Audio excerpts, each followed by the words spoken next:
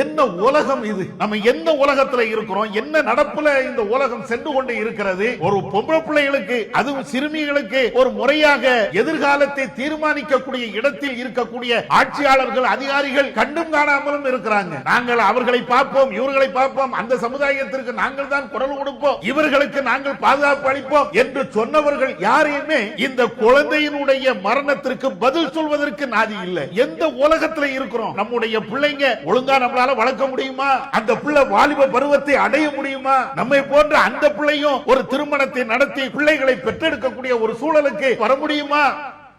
தெரியல. அதுக்கு தான் நம்ம ஜமாத்தின் சார்பில் இந்த சிறார்களுக்கு எதிராக நடக்கக்கூடிய இந்த கொடுமைகளுக்கு எதிராக நாம் ஒரு பேரணி நடத்துவோம், விழிப்புணர்வு பேரணி நடத்துவோம் என்று நாம் அறிவிச்சிருக்கிறோம். எல்லாரும் கலந்து கொள்ளுங்கள். நடக்கக்கூடிய தீமைகளை கைகொண்டு தடுக்க முடியல, நம்மிடத்தில் ஆட்சி அதிகாரம் இல்லை. குறைஞ்சபட்சம் நான் ஒரு மனுஷன், அந்த பிள்ளைக்கு நான் ஒரு குரல் கொடுக்கிறேன் என்ற அடிப்படையிலாவது வரணுமா இல்லையா? இது கூட நம்ம செய்யலனா நம்ம என்ன முஸ்லிம்? மறுமையில் அல்லாஹ்ட்ட பதில் சொல்ல வேண்டாமா? உன் ஊர்ல நடந்ததுலடா, உன் குடும்பத்துல நடந்துச்சா இல்லையா, உன் தெருவுல நடந்துச்சா இல்லையா, உன்னுடைய மாநிலத்தில் நடந்துச்சா இல்லையா, உன்னுடைய நாட்டில் நடந்துச்சா இல்லையா? குழந்தைகளுக்கு எதிராக இவ்வளவு பெரிய கொடுமை நடக்கின்ற பொழுது உன் வாயில இருந்து ஒரே ஒரு வார்த்தை கூட நீ பேசலனா என்ன மனுஷன்? கண்ணியம் நிறைந்த எல்லாம் வல்ல ஏக இறைவனின் நல்லடியார்களே, அல்லாஹ்வின் பேரொருளால் இறைவனும் இறை தூதரும் வெள்ளிக்கிழமை அன்று என்ன வணக்க வழிபாடுகளை செய்ய வேண்டும் என்று கட்டளையிட்டிருக்கிறார்களோ அந்த கட்டளையை நிறைவேற்ற வேண்டும் என்ற உயரிய நோக்கிலே இங்கே ஒன்று சேர்ந்திருக்கிறோம். எல்லாம் உள்ள ஏக இறைவன் எனக்கும் உங்களுக்கும் நேரான வழியையும் அருளையும் தந்தல்வானாக என்ற பிரார்த்தனையோடு என்னுடைய உரையை ஆரம்பம் செய்கிறேன். அன்பு மிகுந்த சகோதரர்களே, நம்முடைய ஜமாத்து என்பது தாவா என்று சொல்லப்படுகின்ற இறைப்பணியை அடிப்படையாக கொண்டு செயல்படுகின்ற ஒரு ஜமாத். ஒவ்வொரு காலகட்டத்திலையும் அந்த கால சூழ்நிலைகளுக்கு ஏற்ப பல செயல் திட்டங்களை வகுத்து தாவா பணிகளை செய்து வருகிறோம். ஒரு நேரத்திலே இணை வைப்பை எதிர்த்து பிரச்சாரம் செய்தோம். அதற்கு பின்னால் திருக்குர்ஆனை மக்களுக்கு மத்தியிலே கொண்டு சேர்க்கக்கூடிய விதமாக திருக்குர்ஆனை பற்றி உள்ள செய்திகளை மக்களுக்கு மத்தியிலே தாவாவாக கொண்டு போனோம்.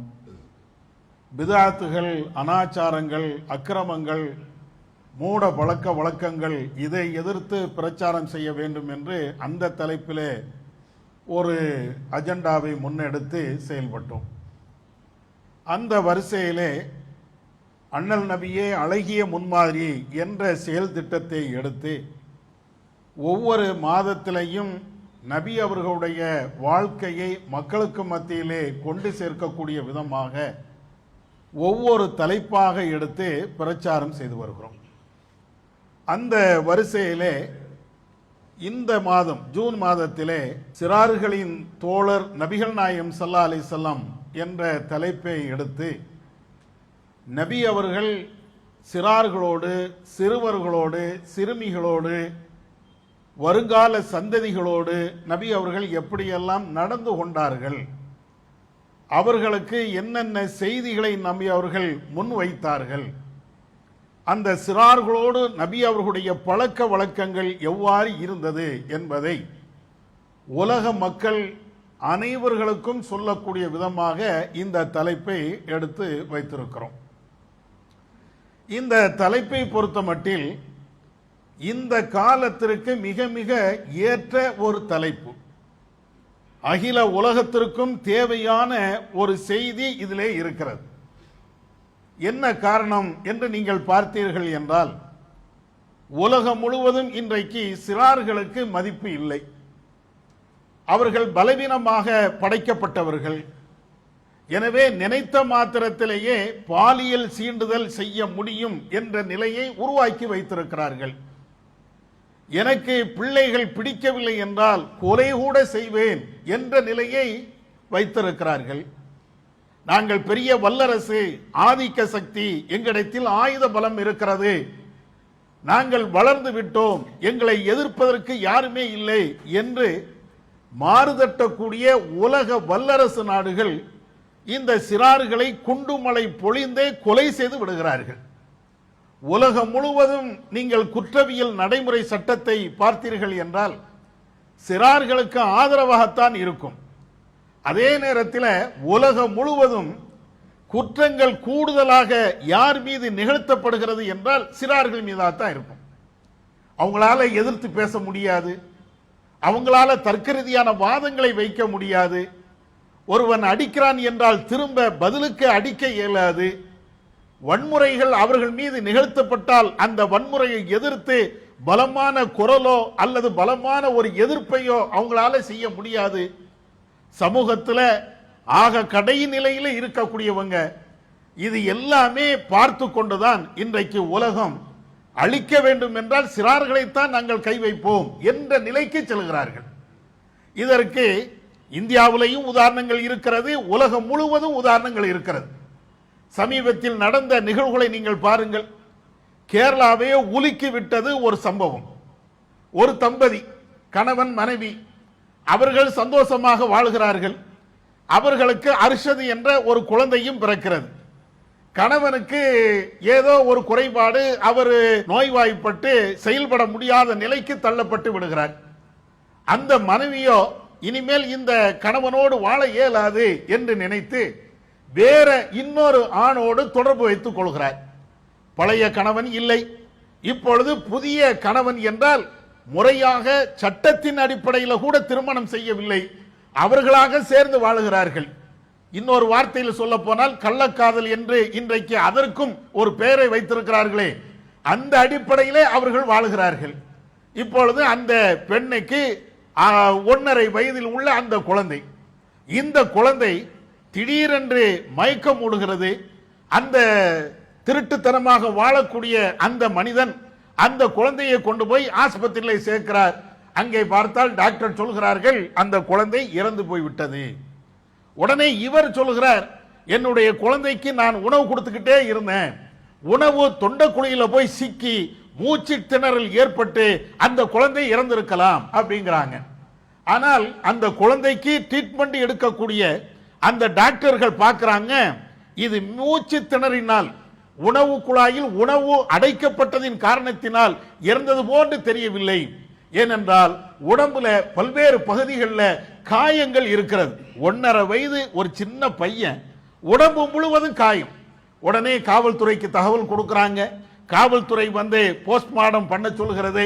போஸ்ட்மார்டம் பண்ணி பார்க்கிறார்கள், அந்த குழந்தையினுடைய உடம்புல ஏறத்தாழ 60க்கும் மேற்பட்ட இடங்கள்ல தழும்புகள் அல்லது காயங்கள், தாக்குதலினால் ஏற்பட்ட பல்வேறு காயங்கள் இருந்ததாக கண்டுபிடிக்கிறாங்க. இதை விட கொடுமை என்ன தெரியுமா, அந்த குழந்தை ஒரு இடத்துல கடுமையாக தாக்கப்பட்டு விலா எலும்புகளும் முறிந்து இருக்கிறது, கை எலும்புகள் முறிந்து இருக்கிறது. அதற்கு ஏற்கனவே ட்ரீட்மெண்ட்டும் பண்ணி இருக்கிறாங்க. இது எல்லாத்தையும் போஸ்ட்மார்டம் ரிப்போர்ட் சொல்லுகிறது. கடைசியாக அந்த மனிதரை கூப்பிட்டு, கள்ளக்காதனை கூப்பிட்டு விசாரிக்கின்ற பொழுது, ஆமா நான் தான் அந்த பிள்ளைய செவத்துல அவனுடைய தலையை மோத விட்டு கொலை செய்தேன் என்று ஒத்துக்கொள்கிறார். இது எங்க நம்ம வாழ்ந்துட்டு இருக்கிறோம் கொஞ்சம் யோசிச்சு பாருங்க. கற்காலத்தில் வாழுகிறோமா, நவீன காலத்தில் வாழ்கிறோமா, மனித நேயங்கள் வாழக்கூடிய ஒரு இடத்தில் நாம வாழ்கிறோமா? இந்த சம்பவத்தை நீங்கள் பார்க்கின்ற பொழுது இதை ஒரு மனித அபிமானம் இல்லாத ஒருத்தன் செய்வது ஒரு பக்கம் இருக்கட்டுமே, இதை படிக்கின்ற பொழுதே அந்த காட்சிகளை பார்க்கின்ற பொழுதே நம்முடைய உள்ளங்கள் அப்படியே பதைபதைத்து போய் விடுகிறது. எந்த உலகத்திலடா வாழ்றோம்?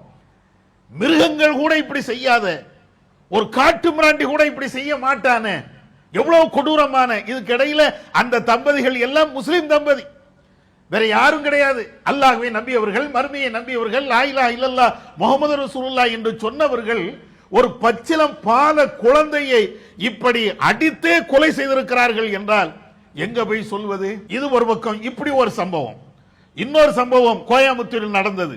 நீங்கள் உன்னிப்பாக பார்த்திருப்பீங்க. சமூக வலைதளங்கள் எல்லாம் மிகப்பெரிய ஆச்சரியத்தை தந்த ஒரு சம்பவம். என்ன, 10 வயது ஒரு சிறுமி திடீரென்று வீட்டில இருந்து காணா போறாங்க. பெற்றோர்கள் பதவதைச்சு போறாங்க, பிள்ளைய காணலிய அப்படின்னு தேடுறாங்க. கடைசி பார்த்தாச்சுன்னா அடுத்த நாள் மாலையில தான் அந்த குழந்தையினுடைய சடலத்தை ஒரு குளத்துல போய் பெறாங்க.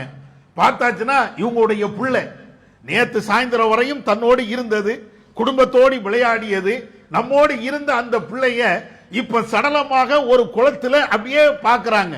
எப்படி இருக்கும் அந்த தாய்க்கு, பெற்றோர்களுக்கு அந்த பெண் பிள்ளையை பார்க்கின்ற பொழுது மனது எப்படி இருக்கும்? கடைசி பார்த்தாச்சுன்னா அந்த குழந்தையை பாலியல் பலாத்காரம் செய்து கொலையே செய்து விட்டார்கள். பாலியல் பலாத்காரம் செய்தவர் யார்? இந்த குழந்தை இருந்த அந்த வீட்டுக்கு அருகாமையில் இருந்த 2 காமுகர்கள், 2 வாலிபர்கள். அந்த 2 வாலிபர்களும் அந்த குழந்தையிடத்தில் நைசாக பேசி தனியான ஒரு இடத்துக்கு கொண்டு போய் பாலியல் ரீதியான துன்புறுத்துதல் எல்லாவற்றையும் முடித்துவிட்டு அந்த குழந்தையை கொலையும் செய்துவிட்டு குப்பையில தூக்கி எறிகிற மாதிரி குளத்துல தூக்கி எறிஞ்சிட்டு போயிட்டாங்க. எங்க என்ன உலகம் இது? ரொம்ப ஆச்சரியமாக இருக்கிறது. நம்ம எந்த உலகத்தில் இருக்கிறோம்? என்ன நடப்புல இந்த உலகம் சென்று கொண்டு இருக்கிறது? ஒரு பொம்பளை பிள்ளைகளுக்கு, அதுவும் சிறுமிகளுக்கு ஒரு முறையாக எதிர்காலத்தை தீர்மானிக்கக்கூடிய இடத்தில் இருக்கக்கூடிய ஆட்சியாளர்கள், அதிகாரிகள் கண்டும் காணாமலும் இருக்கிறாங்க. நாங்கள் அவர்களை பார்ப்போம், இவர்களை பார்ப்போம், அந்த சமுதாயத்திற்கு நாங்கள் தான் குரல் கொடுப்போம், இவர்களுக்கு நாங்கள் பாதுகாப்பு அளிப்போம் என்று சொன்னவர்கள் யாரையுமே இந்த குழந்தையினுடைய மரணத்திற்கு பதில் சொல்வதற்கு நாதி இல்லை. நீங்க சமூக வலைதளங்கள்ல, இன்டர்நெட்ல ஒரே ஒரு வார்த்தை போட்டு நீங்க தேடி பாருங்க, சிறுமி பாலியல் சீண்டுதல் இப்படின்னு தேடி பாருங்களேன். குப்பையா வருதுங்க. நான் இன்னைக்கு பேசுறதுக்காண்டி குறிப்புக்காக வேண்டி சிறுமி பாலியல் சீண்டுதல் அப்படின்னு ஒரு வார்த்தையை போட்டு தேடுனா வந்துகிட்டே இருக்கிறது. அப்பதான் நம்மளுக்கே தெரியாம எந்த உலகத்துல இருக்கிறோம். ஏதோ அங்க ஒண்ணு நடந்துச்சு, இங்க ஒண்ணு நடந்துச்சு, அப்படி ஒண்ணு நடந்துச்சு, இப்படி ஒண்ணு நடந்துச்சு அப்படின்னு சொன்னால் ஏதோ ஒரு சரி, ஏதோ ஒண்ணு தெரியாதனமா நடந்துடுச்சுன்னு ஆறுதல் படலாம். ஆனால் நமக்கு தெரியும், உலகத்திற்கு தெரியக்கூடிய விஷயங்களே இவ்வளவு இருக்கிறது என்றால் உலகத்துக்கே தெரியாம மறைக்கப்பட்ட இந்த உண்மைகள் எவ்வளவு இருக்கும்? கொஞ்சம் கற்பனை பண்ணி பாருங்க. ரொம்ப நம்ம வேதனையாக இருக்கிறது. நம்முடைய சிறுமிகள், நம்முடைய பிள்ளைங்க ஒழுங்கா நம்மளால வளர்க்க முடியுமா? அந்த பிள்ளை வாலிப பருவத்தை அடைய முடியுமா? நம்மை போன்ற அந்த பிள்ளையும் ஒரு திருமணத்தை நடத்தி குழந்தை பிள்ளைகளை பெற்றெடுக்கக்கூடிய ஒரு சூழலுக்கு பெரிய மனுஷியாக வர முடியுமா? தெரியல. எந்த குழந்தைக்கு எப்பொழுது என்ன நிலை ஏற்படும் தெரியல. எல்லாரும் பேசுவாங்க, சிறுமியை பாலியல் ரீதியாக பலாத்காரம் பண்ண போக்சோ சட்டம். என்னப்பா தீர்வு? போக்சோ சட்டத்தை குழந்தைகளை என்ன தீர்வு? ஒரு தீர்வும் இல்லை. நடந்துகிட்டே இருக்கிறது, கற்பழிப்பு நடக்கிறது, சிறுமி பாலியல் சீண்டுதல் நடக்கிறது, ஒண்ணு கூட குறையல. என்னத்த சட்டத்தை கொண்டு வந்தாலும் அந்த சட்டம் காற்றில் தான் பறக்கிறதே தவிர யதார்த்த நிலையில அந்த சட்டத்தினால் யாரும் திருந்தபாடு இல்லை. அவ்வளவு கொடூரங்கள் சிறார்களுக்கு, சிறுமிகளுக்கு எதிராக இவ்வளவு வக்கிரமங்கள் நடந்து கொண்டே இருக்கிறது. நாங்க வளர்ந்துட்டோம், பெரிய பெரிய தொழில் எல்லாம் கண்டுபிடிச்சிட்டோம், எங்களுடைய அறிவு மிகைத்து விட்டது, விண்வெளிக்கே போக போறோம், அங்க போறோம் இங்க போறோம்.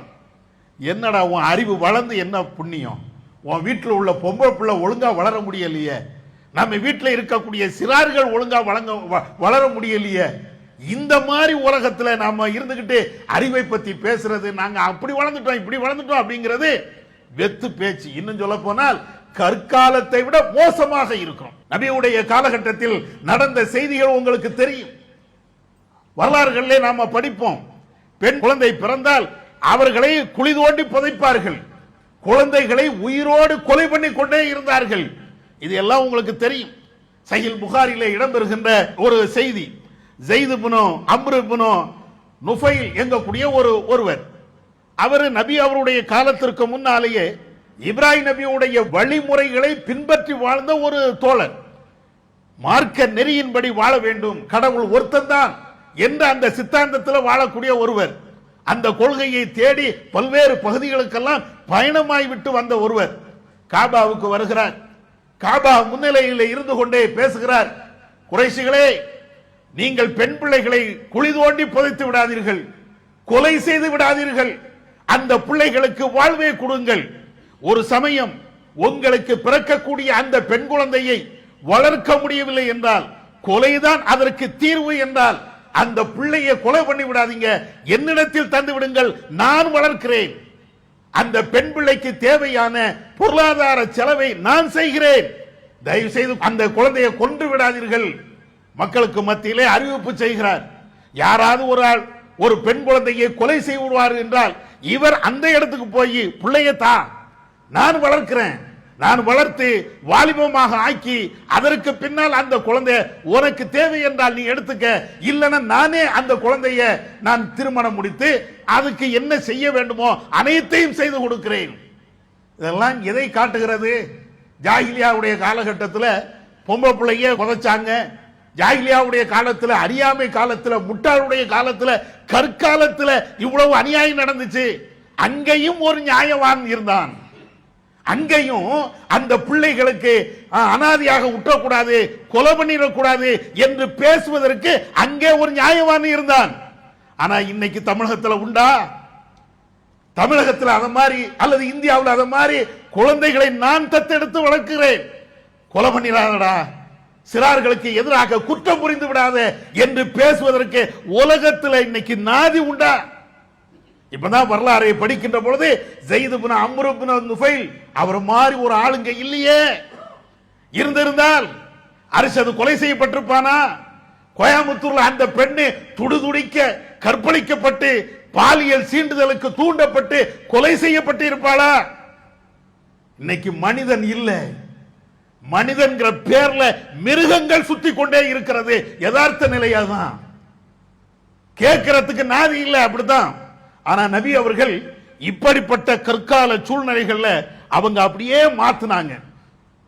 ரசூலுல்லாஹ்வுடைய காலத்திற்கு பின்னால், அவங்க இஸ்லாத்தை சொல்வதற்கு முன்னால் அங்கே நடந்தது மிக கொடூரமான சம்பவங்கள் நடந்தது. சிறார்களுக்கு எதிராக, சிறுமிகளுக்கு எதிராக கடுமையான குற்ற செயல்கள் நடந்தது. அதை எதிர்த்துதான் நபி அவர்கள் பிரச்சாரம் பண்ணாங்க. கொள்கையோடு சேர்த்து சிறார்களுக்கு செய்ய வேண்டிய மரியாதை, சிறார்களுக்கு கொடுக்க வேண்டிய அந்த மதிப்பு எல்லாத்தையும் அவங்க மக்களுக்கு சொல்லிக் கொடுத்தாங்க. அதனுடைய விளைவு, ரசூலுல்லாஹ் பேசிய அந்த விளைவு கடைசி கால வரையிலையும் அந்த சிறார்களுக்கு மதிப்பு இருந்தது.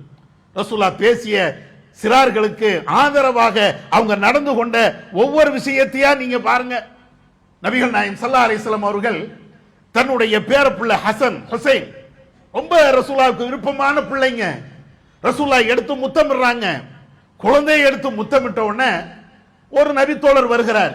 அவர் கேட்கிறார், அல்லாஹ்வின் தூதரே, என்ன பிள்ளைகளுக்கெல்லாம் முத்தம் கொடுக்குறீங்க? எனக்கு 10 பிள்ளைங்க இருக்கிறது. அக்ரா இப்னு ஹாபிஸ் அவங்க சொல்றாங்க, எனக்கு 10 பிள்ளைங்க இருக்கிறது, ஒரு காலத்திலே நான் முத்தம் கொடுக்கல. இதுல 2 செய்தியை நீங்க பார்க்கணும். அந்த காலம் எவ்வளவு கொடூரமான காலம். 10 பிள்ளைய பெத்து வச்சிருக்கிறாரு, குழந்தைக்கு முத்தம் கூட கொடுக்கல அப்படின்னா அந்த சமூகம் அப்படிதான் இருக்குது. இவர் சொல்லுகிறார், நான் என் பிள்ளைக்கு முத்தமே கொடுத்தது இல்ல. அப்பதான் அல்லாஹ்வுடைய தூதர் சொல்றாங்க, குழந்தைக்கு முத்தம் கொடுக்கலையா? மல்லா யர்ஹம் லா யுர்ஹம். குழந்தை மீது அன்பு காட்டாதவன் உனக்கு ஒரு காலத்திலும் அன்பு காட்டப்படாது. அப்படின்னா என்ன அர்த்தம்? இறை அருள் கிடைக்காதுடா. ரசூலுல்லாஹ் சொல்லி தாராங்க, ஒரு பிள்ளை மேல, குழந்தை மேல, சிறார்கள் மேல உனக்கு அன்பு இல்லையா? அன்புனுடைய வெளிப்பாடு தானே முத்தம் கொடுக்கிறது. அந்த குழந்தையை ஆற தழுவி உன்னால் முத்தம் கொடுக்க முடியவில்லை என்றால், அன்பை பொழிய முடியவில்லை என்றால், இறைவன் புறத்தில் இருந்து உனக்கு அன்பு கிடைக்க போறதா? ரஹ்மான்ட்ட போய் நீ கையேந்தினால் அவனுடைய அன்பு உனக்கு எங்கடா கிடைக்க போகுது? ரசூலுல்லாஹ் அந்த மனித சமுதாயத்தை எப்படியெல்லாம் இருந்தார்களோ அவங்க அப்படியே மீட்டெடுத்து இந்த வார்த்தைகளால் அவங்க சொல்றாங்க. ஒவ்வொரு இடத்திலையும் இதோடு ரசூலுல்லாஹ் நிப்பாட்டல, ஒவ்வொரு செயலையும் ரசூலுல்லாஹ் அப்படியே செஞ்சு காட்டுவாங்க. சிறார்களுக்கு மதிப்பளிக்கணும், அவங்க மேல அன்புகளை செலுத்தணும் அப்படிங்கிறதுக்காக நடைமுறைப்படுத்தி காட்டுவாங்க. அல்லாஹ்வுடைய தூதர் ஒரு முறை இத மாதிரி உரை நிகழ்த்திட்டே இருக்கிறாங்க. உரை நிகழ்த்தக்கூடிய அந்த நேரத்தில் ஹசன் ஹுசைன் 2 பேரும் அப்படியே தட்டு தடுமாறி ரசூலுல்லாஹ்வை நோக்கி வராங்க. பாட்டனாரை நோக்கி அந்த 2 பிள்ளைகளும் வராங்க. ரசூலுல்லாஹ் பேசிட்டே இருக்கிறாங்க. பேசிக்கிட்டே இருந்துட்டு உடனே உரையை நிப்பாட்டிடுறாங்க. கொஞ்சம் நெருங்கப்பா, என் பேர பிள்ளைங்க வராங்க. ஓடி போறாங்க. அந்த பிள்ளைகளை எடுத்து அப்படியே நெஞ்சோடு அணைத்து கொண்டு தான் இருந்த அந்த மிம்பர்ல வைத்துக் கொண்டு இதுதான் என் பேர பிள்ளைங்க. எப்படி ரசூல்லா மக்களுக்கு அதை செயல் வடிவமா காட்டுதான் பாருங்க. இதே பிள்ளைகளைத்தான் ஒரு நேரத்தில் கொலை பண்ணாங்க. அந்த பிள்ளைய எப்படி வளர்க்கணும், பேர பிள்ளைகளை குழந்தைகளை எப்படி அன்பு செலுத்தணும் ரசூல்லா அந்த சபைக்கு அந்த மக்களுக்கு அப்படியே புரிய வைக்கிறாங்க. வா உட்காருங்க, இன்னைக்கு செய்ய முடியுமா? இப்ப நான் உரை நிறுத்திட்டு இருக்கிறேன், என் பிள்ளையோ என் பேர பிள்ளையோ இப்படி வந்து இப்படி உட்கார்ந்தாச்சுன்னு வைங்களேன், அறிவு இருக்குதான் பாருங்க. நம்மளே அறிவு இருக்கா? ஜும்மாக்கு பேச வந்த ஆளு பேசிட்டு போக வேண்டியதானே? பிள்ளைகளுக்கு மேல ரொம்ப அன்பு வைக்கிறாரா? அன்பு வீட்டுல வைக்க வேண்டியதுதான், அதுக்காண்ட மிம்பர் படியிலேயே வைக்கணும்? ரசூல்லா வச்சார்கள். குழந்தை மேல அன்புனா அப்படித்தான் இருக்கணும். விரட்டாத, அவங்கள கண்டபடி பேசாத, ரொம்ப நியாயமாக நீ நட. எதுக்கு? பாடம். குழந்தைய புதைக்கக்கூடிய அந்த சமுதாயத்தில் மிம்பர் படியில பேசுகின்ற அந்த நேரத்திலும் கூட மிம்பர் படியில வைத்து அழகு பார்க்கிறார்கள் என்றால் அதனுடைய அர்த்தம் என்ன? ரசூலுல்லாஹ்வுக்கு அன்பு இருக்குது மட்டுமா?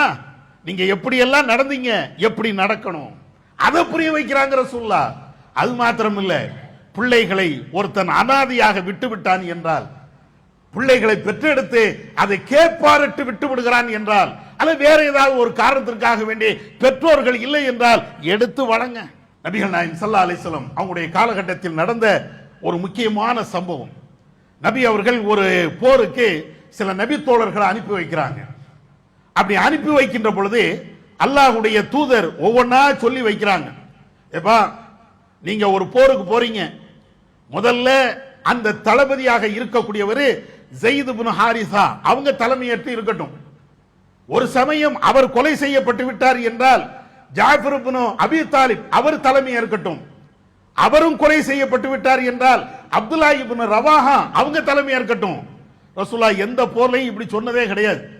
தளபதிகளை அனுப்பி வைப்பாங்க, இறைவன் புறத்திலே இருந்து வெற்றி வரும், நீங்க வாங்க அப்படின்னு சொல்லி நல்ல வார்த்தைகளை சொல்லி துஆ செய்து அனுப்பி வைப்பாங்க. ஆனா இந்த போர்ல மாட்டோம். ரசூலுல்லாஹ் இவர் இறந்தால் இவரு, இவர் இறந்தால் இவரு, இவர் இறந்தால் இவரு அப்படின்னு சொல்லி ரசூலுல்லாஹ் அந்த படையை அனுப்பி வைக்கிறாங்க. அனுப்பி வச்சாச்சுன்னா முதல்ல ஸைத் இப்னு ஹாரிஸா அவர்கள் எதிரியோடு போர் செய்து கொலை செய்யப்படுறாங்க. அதற்கு பின்னால ஜாஃபர் இப்னு அபி தாலிப் அவங்களும் போர் செய்து கொலை செய்யப்படுறாங்க.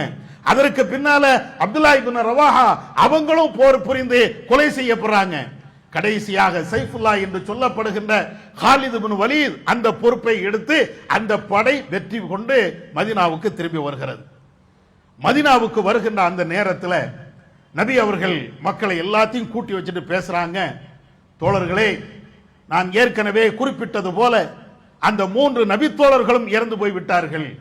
ஸைது, அதே போன்று ஜாஃபரு, அதே மாதிரி அப்துல்லா இப்னு ரவாஹா எல்லாருமே கொலை செய்யப்பட்டுட்டாங்க. அல்லாஹ் இந்த சைஃபுல்லா என்று சொல்லப்படுகின்ற இவர் தலைமையில மிகப்பெரிய வெற்றியும் தந்திருக்கிறான் அப்படின்னு சொல்லி எல்லா நடந்த நிகழ்வுகள் எல்லாம் பேசி முடிச்சிட்டாங்க. அந்த நேரத்தில் தான் நபி அவர்கள் சொல்றாங்க, என்னுடைய உறவுக்காரர் ஜாஃபர் இப்னு அபி தாலிப் அவருடைய 2 பிள்ளைங்களை நீங்க கூட்டுவாங்க.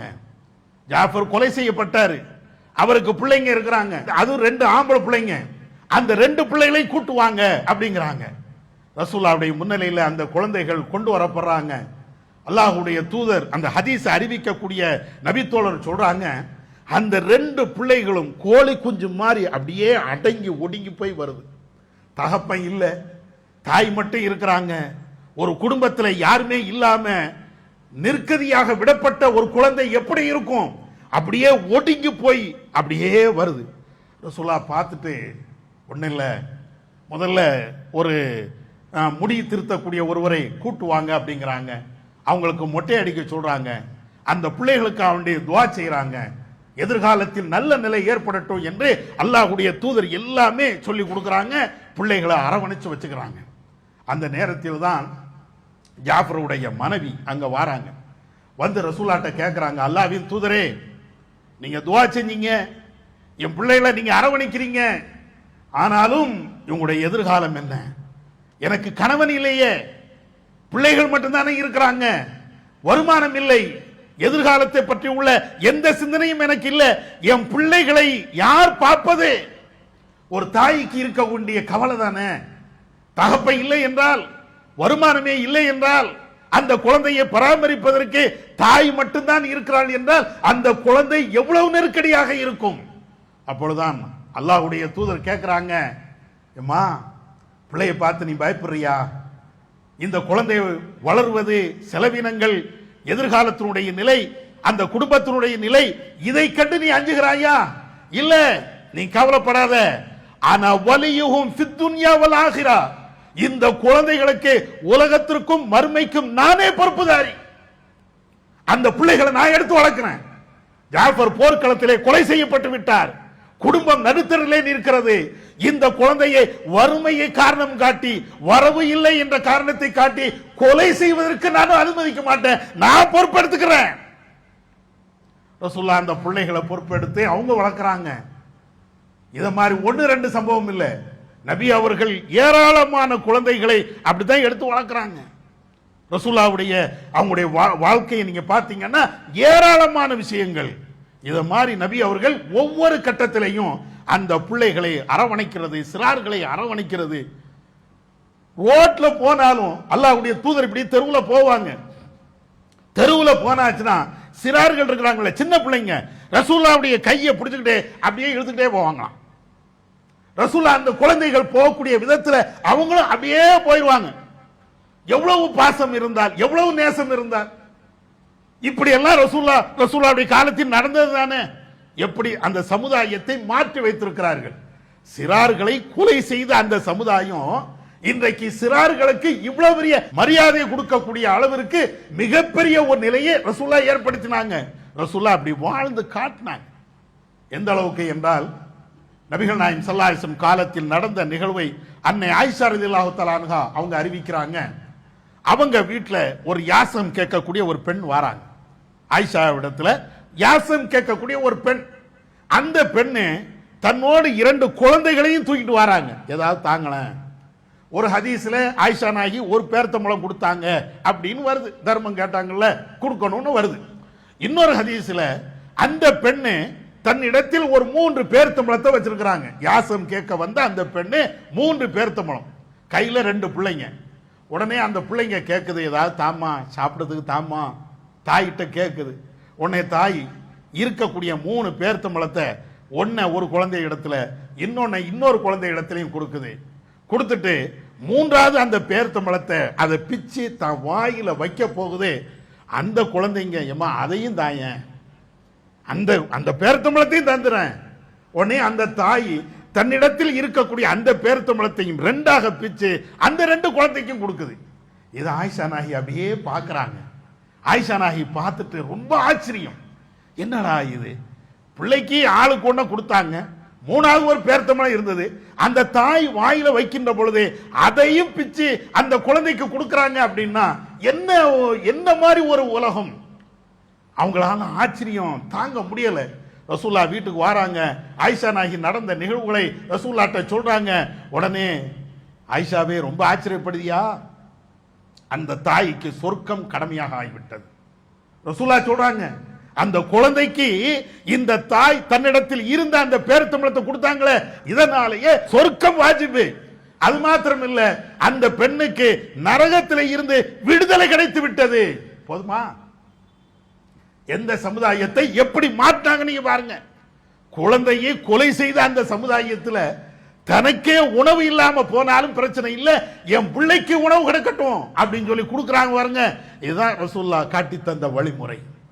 இதெல்லாம் எது நமக்கு ஒரு பாடமாக சொல்லி தருகிறது என்றால், குழந்தைகளுக்கு எதிராக ஒரு கடும் சொற்கள் நடக்கிறது என்றால், அல்லது கடுமையான ஒரு செயல்பாடுகள் நடக்கிறது என்றால், அதை தட்டி கேட்கக்கூடிய மனித நேயம் மிக்க ஒவ்வொரு மனுஷனும் வரணும். சட்டங்களால் இதை திருத்த முடியாது, நாட்டினுடைய நீதிமன்றங்களால் இதை திருத்த முடியாது. நடக்கக்கூடிய கொடுமைகளை தடுத்து நிறுத்தக்கூடிய ரசூலுல்லாஹ் எப்படி புறப்பட்டு வந்தார்களோ, ஸைத் எப்படி வந்தாரோ, அன்னைக்கு நபித்தோழர்கள் எப்படி நபியிடத்தில் பாடம் படித்து இது போன்ற சிறார்களுக்கு எதிரான ஒரு கொடுமைக்கு எதிராக குரல் கொடுத்தார்களோ, அதே போன்ற ஒரு குரலை ஒவ்வொரு மனுஷனும் கொடுக்கணும். அதுக்கு தான் நம்ம ஜமாத்தின் சார்பில் வரக்கூடிய 7ஆம் தேதி அல்லது ஒவ்வொரு மாவட்டத்திலும் சில தேதிகளை நிர்ணயித்து இந்த சிறார்களுக்கு எதிராக நடக்கக்கூடிய இந்த கொடுமைகளுக்கு எதிராக நாம் ஒரு பேரணி நடத்துவோம், விழிப்புணர்வு பேரணி நடத்துவோம் என்று நாம் அறிவிச்சிருக்கிறோம். எல்லாரும் கலந்து கொள்ளுங்கள். எதற்காக வேண்டி தெரியுமா? நம்மளால நடக்கக்கூடிய தீமைகளை கைகொண்டு தடுக்க முடியல, ஆட்சி அதிகாரத்தை கொண்டு தடுக்க முடியவில்லை. நம்மிடத்தில் ஆட்சி அதிகாரம் இல்லை. குறைஞ்சபட்சம் நான் ஒரு மனுஷன், அந்த பிள்ளைக்கு நான் ஒரு குரல் கொடுக்கிறேன் என்ற அடிப்படையிலாவது வரணுமா இல்லையா? இது கூட நம்ம செய்யலனா நம்ம என்ன முஸ்லிம்? மறுமையில் அல்லாஹ்ட்ட பதில் சொல்ல வேண்டாமா? உன் ஊர்ல நடந்ததுலடா, உன் குடும்பத்துல நடந்துச்சா இல்லையா, உன் தெருவுல நடந்துச்சா இல்லையா, உன்னுடைய மாநிலத்தில் நடந்துச்சா இல்லையா, உன்னுடைய நாட்டில் நடந்துச்சா இல்லையா? குழந்தைகளுக்கு எதிராக இவ்வளவு பெரிய கொடுமை நடக்கின்ற பொழுது உன் வாயில இருந்து ஒரே ஒரு வார்த்தை கூட நீ பேசலனா என்ன மனுஷன்? இந்த கேள்வி வந்துடக்கூடாது. மறுமையில நாம அல்லாஹ்விடத்துல பதில் சொல்லணும். கொடுமைகள் நடக்கிறது, நடந்துட்டு போட்டோம், எனக்கு என்ன அப்படின்னு மூணாந்தர மனிதர் மாதிரி நம்ம நடந்துட முடியாது. இறைவனையும் இறை தூதரையும் நம்பிய நாமோ இது போன்ற போராட்டங்கள், ஆர்ப்பாட்டங்கள், குழந்தைகளுக்கு எதிராக நடைபெறுகின்ற இந்த கொடும் செயலுக்கு எதிராக நடக்கக்கூடிய இது போன்ற நிகழ்வுகளில் கண்டிப்பாக கலந்து கொள்ளணும். எதற்காக வேண்டி என்றால் நம்முடைய அந்த எதிர்ப்பு குரலை பதிவு செய்வோம், வேற ஒண்ணும் இல்லை. அந்த எதிர்ப்பு குரலை பதிவு செய்யணும். அதற்காக வேண்டி இன்ஷா அல்லாஹ் எல்லாரும் வாங்க. இந்த செய்திகளை ரசூலுல்லாஹ் பிள்ளைகளிடத்தில் எப்படியெல்லாம் நடந்தார்கள் என்பதையும் நீங்க மக்களுக்கு மத்தியில் கொண்டு செல்லுங்கள். வல்ல அல்லாஹ் நம்ம கேட்டதின் அடிப்படையில் செயல்பட அவன் அருள் செய்வானாக. வாஹிர் தாவானா அல்ஹம்துலில்லாஹி ரப்பில் ஆலமீன். அல்லாஹு அக்பர், அல்லாஹு அக்பர்.